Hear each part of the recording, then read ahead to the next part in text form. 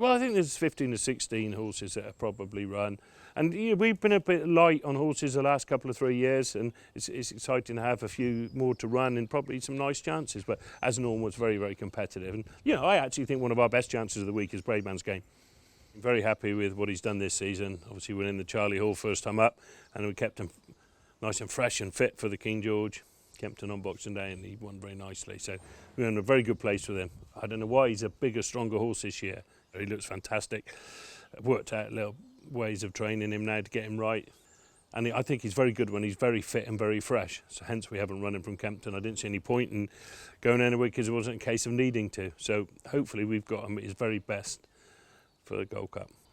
By not giving him a run in between, you can do plenty of work with him. So he's doing plenty. Lots and lots of galloping, lots and lots of steady work, hill work, walking. His programme's set to be very fit middle of March on the Friday. Good to have a plan with a horse, and I always felt a bit unlucky, won it so many times, that he was the right horse to win the race. And of course, plenty of horses win the Gold Cup. So it's a good stepping stone for the Gold Cup, but it's got to be the right time. And I just thought Kempton was the perfect track for him, in that he'd act round there. I actually think he'll act anywhere. He's won round plenty of other tracks. It's just that Kempton is an ideal track in the middle of December for him, and we had him right for that. And loads of people doubted him even going into the race, but he was still very good and didn't have the best of runs round, and stayed on very strongly and won nicely. I don't know why last year after Christmas he went very light, and 2 years ago, but he's not like that now. It's like you learn. You never stop learning about how to train. Even Cordo Star, when he won the last King George when he was 11, we were still learning about him that season. And you never stop learning and tweaking and doing different things, how to get the very best out of them and target races for them. And our two aims this year were, well, first of all, obviously was a King George, and we always had in the back of our mind, if we were lucky enough to win that, there was only one race to go for, and was a Gold Cup. So we've targeted those races, and we'll try and get him right. And he's basically like he's a mature horse now, and hopefully over the next few years he can go back and run another King George, another Gold Cup or two.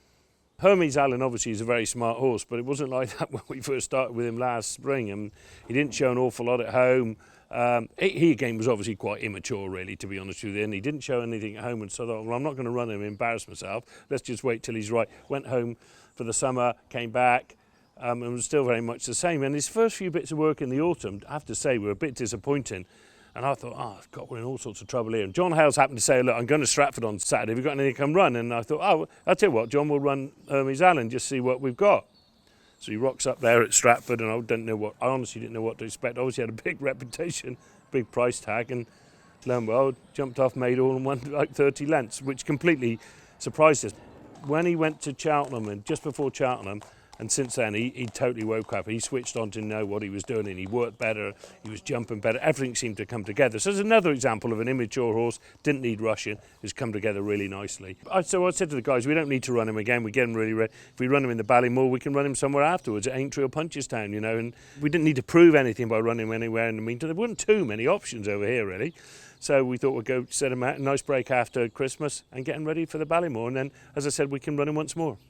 Tamoris is a lovely horse, and we always liked him when he first came here. Noel quite liked him. He had a few little issues to start with, so again he had lots of time, which never does him any harm at all. Then eventually we managed to get a bumper run into him at Fosslas, and didn't really know what to expect, and he was quite laid back at home. But on the track that day he picked up the bit and ran a bit too free and switched on and finished second, ran really well. And a month later, I think it was, something like that, we ran him at Wincanton, he made all in one, a nice bumper.